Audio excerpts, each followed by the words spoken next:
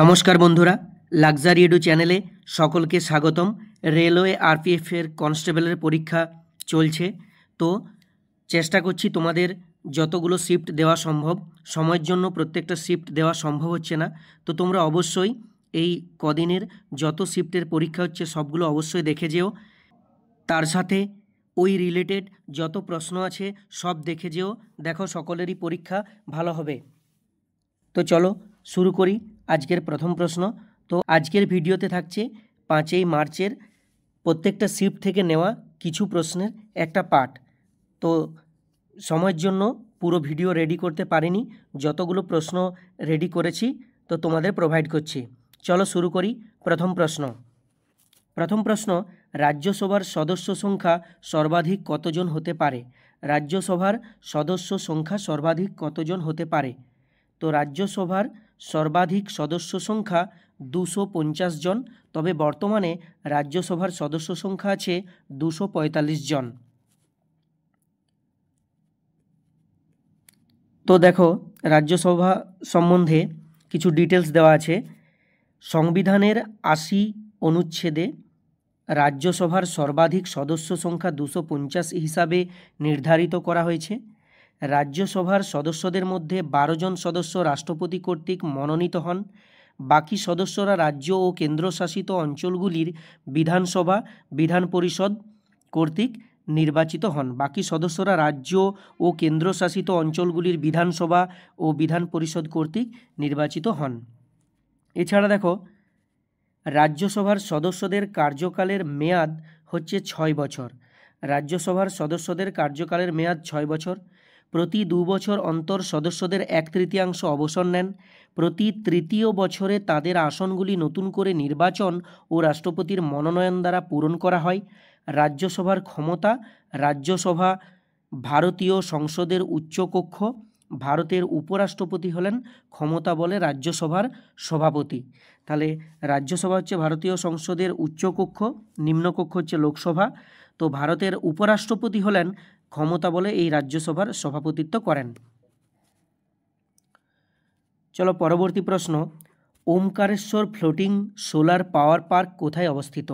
Omkareshwar floating solar power park খান্ডোয়াতে অবস্থিত, মধ্যপ্রদেশের খান্ডোয়া। রাজ্য শুধু মধ্যপ্রদেশ দেওয়া থাকলে মধ্যপ্রদেশ, আর প্রপার জায়গা দেওয়া থাকলে খান্ডোয়া মধ্যপ্রদেশ। পরবর্তী প্রশ্ন, ভারতীয় সংবিধানের কোন ধারাতে ভারতীয় সংসদে মন্ত্রী পরিষদের ভূমিকা ও দায়িত্ব বর্ণনা করা হয়েছে? তো ভারতীয় সংবিধানের কোন ধারাতে ভারতীয় সংসদের মন্ত্রী পরিষদের ভূমিকা ও দায়িত্ব বর্ণনা করা হয়েছে? এটা হবে ধারা 74। পরবর্তী প্রশ্ন, উত্তরপ্রদেশের মুখ্যমন্ত্রী কোন বিষয়ে নিয়ে পড়ার জন্য ছাত্রবৃত্তি যোজনা চালু করেছে? উত্তরপ্রদেশের মুখ্যমন্ত্রী কোন বিষয়ে নিয়ে পড়ার জন্য ছাত্রবৃত্তি যোজনা চালু করেছে? তো আনসার হবে এটা সংস্কৃত। পরবর্তী প্রশ্ন, ভারতীয় সংবিধানের কত নম্বর অনুচ্ছেদে আন্তঃরাষ্ট্রীয় কাউন্সিলের বিষয়ে বিধান রয়েছে? ভারতীয় সংবিধানের কত নম্বর অনুচ্ছেদে আন্তঃরাষ্ট্রীয় কাউন্সিলের বিষয়ে বিধান রয়েছে? তো আনসার হবে ভারতীয় সংবিধানের 263 নম্বর ধারায় আন্তঃরাষ্ট্রীয় কাউন্সিলের বিষয়ে বিধান রয়েছে। এই কাউন্সিলকে আন্তঃরাষ্ট্রীয় পরিষদও বলা হয়। পরবর্তী প্রশ্ন দেখো, কোন আইনের মাধ্যমে ইস্ট ইন্ডিয়া কোম্পানির কাছ থেকে সরকার অঞ্চল এবং রাজস্বের ক্ষমতা ব্রিটিশ ক্রাউনের কাছে হস্তান্তর করা হয়? তো এটা আনসার হবে 1858 সালের ভারত সরকার আইন। প্রশ্নে এটাই এসেছিল 1858 সালের ভারত সরকার আইন থেকে। তো এই আইনের মাধ্যমে ইস্ট ইন্ডিয়া কোম্পানির কাছ থেকে সরকার অঞ্চল এবং রাজস্বের ক্ষমতা ব্রিটিশ ক্রাউনের কাছে হস্তান্তর করা হয়। এই আইনের মাধ্যমে ভারতের গভর্নর জেনারেলের পদবি ভারতের ভাইসরয় হিসাবে পরিবর্তিত হয়। তাহলে কোন আইনের মাধ্যমে ভারতের গভর্নর জেনারেলের পদবি ভারতের ভাইসরয় হিসাবে পরিবর্তিত হয়? 1858 সালের ভারত সরকার আইন।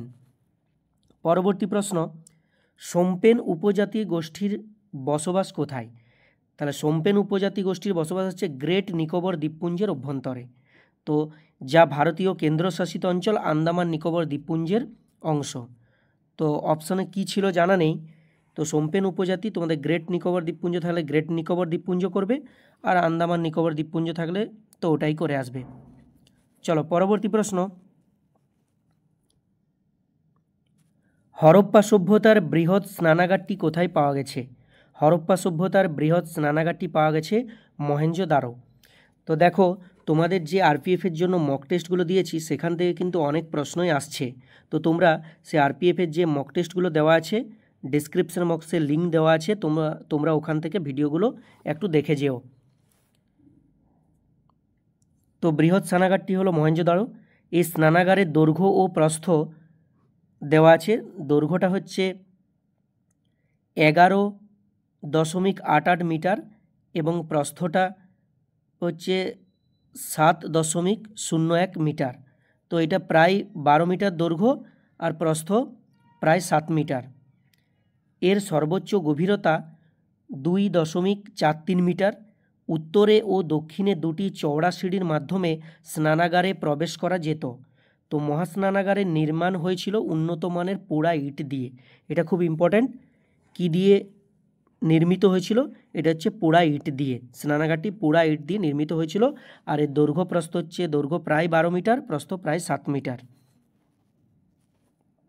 পরবর্তী প্রশ্ন, ভোক্তা সুরক্ষা আইন কত সালে প্রণীত হয়েছিল? তো ভোক্তা সুরক্ষা আইন 1986 সালে প্রণীত হয়েছিল, যেটা কোপরা বলা হয়, COPRA। ভোক্তা সুরক্ষা আইন 1986 সালে প্রণীত হয়েছিল। ভোক্তাদের স্বার্থ রক্ষার জন্য এই আইনটি সংসদে পাস হয়েছিল। পরবর্তী প্রশ্ন, ম্যানগ্রোভ অরণ্য কোন রাজ্যে দেখা যায়? তো ম্যানগ্রোভ অরণ্য ভারতের পশ্চিমবঙ্গ, গুজরাট, আন্দামান ও নিকোবর দ্বীপপুঞ্জ, অন্ধ্রপ্রদেশ, কেরল, গোয়া, তামিলনাড়ু, উড়িষ্যা এসব রাজ্যে দেখা যায়। তো অপশনে কী ছিল জানা নেই। এরকমও দেওয়া থাকতে পারে যে ম্যানগ্রোভ অরণ্য নিম্নলিখিত কোন রাজ্যে পাওয়া যায় না, অথবা দিয়ে তিনটা প্রশ্ন, এখান থেকে তিনটা অপশন দিল আর একটা আলাদা কোনো রাজ্য দিল, বা হয়তো ছিল ম্যানগ্রোভ অরণ্য কোন রাজ্যে দেখা যায়, এখান থেকে একটা ছিল অপশন, আর বাকি তিনটে যেখানে পাওয়া যায় না, এরকমভাবে ছিল। চলো পরবর্তী প্রশ্ন, HIV এর ফুল ফর্ম কি? HIV এর ফুল ফর্ম, HIV এর ফুল ফর্ম হলো human immuno deficiency syndrome, human immuno deficiency virus, sorry, HIV এর ফুল ফর্ম হচ্ছে হিউম্যান ইমিউনো ডেফিসিয়েন্সি ভাইরাস। তো তার সঙ্গে এইডসের ফুল ফর্মটা জেনে রাখো, অ্যাকোয়ার্ড ইমিউনো ডেফিসিয়েন্সি সিন্ড্রোম। তো এইডসের full form acquired immunodeficiency syndrome, আর HIVর ফুল ফর্ম হচ্ছে হিউম্যান ইমিউনো ডেফিসিয়েন্সি ভাইরাস। পরবর্তী প্রশ্ন, উড়িষ্যার বর্তমান মুখ্যমন্ত্রী মোহনচরণ মাঝি কোন রাজনৈতিক দলের সাথে যুক্ত আছেন? উড়িষ্যার বর্তমান মুখ্যমন্ত্রী মোহনচরণ মাঝি কোন রাজনৈতিক দলের সঙ্গে যুক্ত? এটা হচ্ছে ভারতীয় জনতা পার্টি। তো 12 জুন 2024 সাল থেকে উড়িষ্যার বর্তমান মুখ্যমন্ত্রী হলেন ভারতীয় জনতা পার্টির মোহনচরণ মাঝি। ইনি উড়িষ্যার 15 নম্বর মুখ্যমন্ত্রী। আর 12 জুন 2024 সাল থেকে ইনি বর্তমান মুখ্যমন্ত্রী আছেন। পরবর্তী প্রশ্ন, সিকিম বিধানসভা কতজন সদস্য নিয়ে গঠিত? তো সিকিম বিধানসভা 32 জন সদস্য নিয়ে গঠিত। তো তোমরা প্রত্যেকটা রাজ্যের বিধানসভাগুলো দেখে যাও কতজন সদস্য নিয়ে গঠিত, মুখ্যমন্ত্রী, রাজ্যপাল, এগুলো একটু ভালো করে দেখে যেও। পরবর্তী প্রশ্ন, তুলসীদাস রচিত গ্রন্থটির নাম কি? তো গোস্বামী তুলসীদাসের রচিত গ্রন্থগুলি হলো রামচরিতমানস, হনুমান চল্লিশা, কবিতাবলী। তো পরীক্ষায় হয়তো একটা অপশন ছিল এখান থেকে রামচরিতমানস, বাকি তিনটে আলাদা ছিল। তো সঠিক আনসারটা হবে রামচরিতমানস। তা তুলসীদাস রচিত আরও দুটি গ্রন্থ আছে, হনুমান চল্লিশা, কবিতাবলী। তো তুলসীদাসের রচনা রামচরিতমানস আওয়াধি ভাষায় রচিত, খুব ইম্পর্ট্যান্ট। আকবরের রাজত্বকালে তুলসীদাস রামচরিতমানস রচনা করেন। তুলসীদাস ছিলেন উইলিয়াম শেক্সপিয়রের সমসাময়িক। এই তিনটে খুবই গুরুত্বপূর্ণ তথ্য, এগুলো একটু জেনে নেবে। পরবর্তী প্রশ্ন, ডেকান মালভূমি কোন নদীর দক্ষিণে অবস্থিত? ডেকান মালভূমি কোন নদীর দক্ষিণে অবস্থিত? ডেকান মালভূমি একটি ত্রিকোণাকার মালভূমি যা নর্মদা নদীর দক্ষিণে অবস্থিত। তাহলে ডেকান মালভূমি নর্মদা নদীর দক্ষিণে অবস্থিত। তো আরেকটা পয়েন্ট জেনে যাও, দক্ষিণ ভারতের ডেকান মালভূমি পশ্চিমঘাট এবং পূর্বঘাটের মধ্যে অবস্থিত।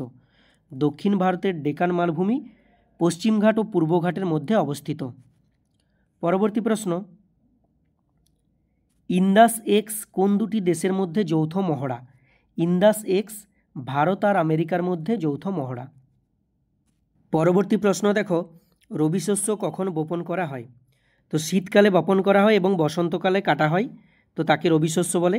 রবি শস্যকে শীতকালীন ফসলও বলা হয়। তো যদি পরীক্ষায় মাস দেওয়া থাকে, তো এটা শীতকাল মানে অক্টোবর থেকে, সাধারণত অক্টোবর থেকে নভেম্বর, ডিসেম্বর এগুলোই অপশনে থাকবে। তো যেটা থাকবে সেটাই করে আসবে, অক্টোবর থেকে নভেম্বর বা অক্টোবর থেকে ডিসেম্বর এরকম থাকে। তো রবি শস্যের উদাহরণগুলো দেখো, গম, জোয়ার, আউশ ধান, আলু, গাজর, কপি, যব, বার্লি, সর্ষে, ছোলা। তো রবি শস্য ভারত, পাকিস্তান এবং বাংলাদেশে বপন করা হয়। খারিফ শস্যটা দেখে যাও, বর্ষাকালে বপন করা হয় খারিফ শস্য। এই ফসলগুলি বর্ষাকালীন বৃষ্টির জলের উপর নির্ভর করে চাষ করা হয়। খারিফ শস্যকে মৌসুমি ফসল বা শরৎ ফসলও বলা হয়। তো খারিফ শস্যের উদাহরণ দেখো, ধান, পাট, ভুট্টা, আখ, জোয়ার, বাজরা, কার্পাস, তুলা, ডাল, সোয়াবিন ইত্যাদি। পরবর্তী প্রশ্ন অষ্টম তফসিল থেকে এসেছিল। তো অষ্টম তফসিলটা দেখো, ভারতের সংবিধানের অষ্টম তফসিলে ভারত সরকারের স্বীকৃত ভাষাগুলি তালিকা রয়েছে, সরকারি ভাষাগুলির তালিকা রয়েছে। এই তফসিলে বর্তমানে 22টি ভাষা রয়েছে। তো অষ্টম তফসিলে অন্তর্ভুক্ত ভাষাগুলি হলো অসমিয়া, বাংলা, গুজরাটি, হিন্দি, কন্নড়, কাশ্মীরি, কোঙ্কানি, মালায়ালাম, মণিপুরি, মারাঠি। তাহলে সরকারি ভাষাগুলির তালিকা রয়েছে অষ্টম তফসিলে। পরবর্তী প্রশ্ন, ভারতীয় সংবিধানের 21A ধারা কততম সংশোধনী আইন দ্বারা যুক্ত করা হয়েছিল? তাহলে 21A 2002 সালের 86তম সংশোধনী আইন দ্বারা যুক্ত করা হয়েছিল।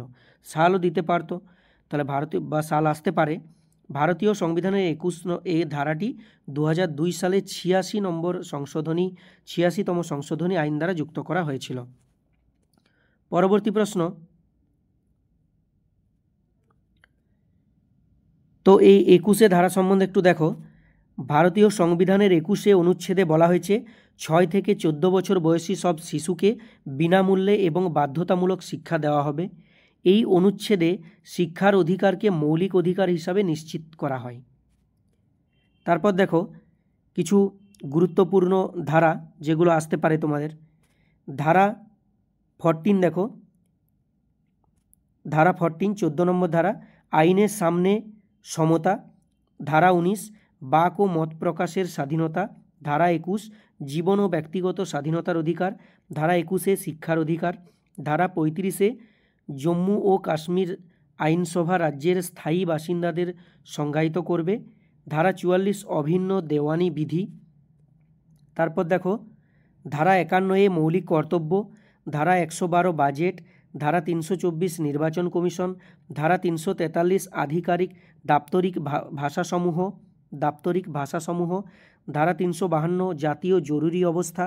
ধারা 368 সংবিধান সংশোধনের জন্য সদস্যদের ক্ষমতা।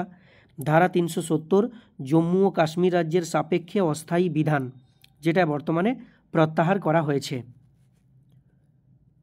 পরবর্তী প্রশ্ন দেখো, দোয়াব শব্দের অর্থ কী? তো দোয়াব শব্দের অর্থ হলো দুটি নদীর মধ্যবর্তী ভূমি, দুটি নদীর মধ্যবর্তী ভূমি। তো দোয়াব শব্দটি ফার্সি শব্দ দো, যার অর্থ হলো দুই, এবং আব, যার অর্থ হলো জল, এটা থেকে এসেছে। মানে দুটো জলধারা, দুটো নদী এসে যেখানে মিশেছে তার মধ্যবর্তী অঞ্চলটাকে বলা হয় দোয়াব। তো দেখো কিছু গুরুত্বপূর্ণ দোয়াব। বিস্ত দোয়াব বিয়াস ও সুতলেজের মাঝে। বারি দোয়াব বিয়াস ও রাভির মাঝে। রাভি ও চেনাবের মাঝে দোয়াবটিকে বলা হয় রচনা দোয়াব। চেনাব ও ঝিলামের মাঝে দোয়াবটিকে চাই দোয়াব বা সিন দোয়াব বলে, চাই দোয়াব। আর সিন দোয়াব হচ্ছে ঝিলম ও সিন্ধুর মাঝে। তাহলে সিন দোয়াব ঝিলম ও সিন্ধুর মাঝে, চাই দোয়াব চেনাব ও ঝিলামের মাঝে, রচনা দোয়াব রাভি ও চেনাবের মাঝে, বারি দোয়াব বিয়াস ও রাভির মাঝে, বিস্ত দোয়াব বিয়াস ও সুতলেজের মাঝে। এবার দেখো নিম্নের কোন রাষ্ট্রীয় নীতির নির্দেশমূলক নীতিমালার মধ্যে পড়ে না? প্রশ্নটা এরকম ছিল, 4টে অপশন ছিল, তার মধ্যে নেহেরু নীতি ছিল, তো নেহেরু নীতি হবে না। তো রাষ্ট্রীয় নীতির নির্দেশমূলক নীতিমালার মধ্যে পড়ে কোনগুলো? গান্ধীবাদী নীতি, সমাজতান্ত্রিক নীতি আর উদার বুদ্ধিবৃত্তিক নীতি। এই 3টে নীতি হচ্ছে রাষ্ট্রীয় নির্দেশমূলক নীতির মধ্যে পড়ে।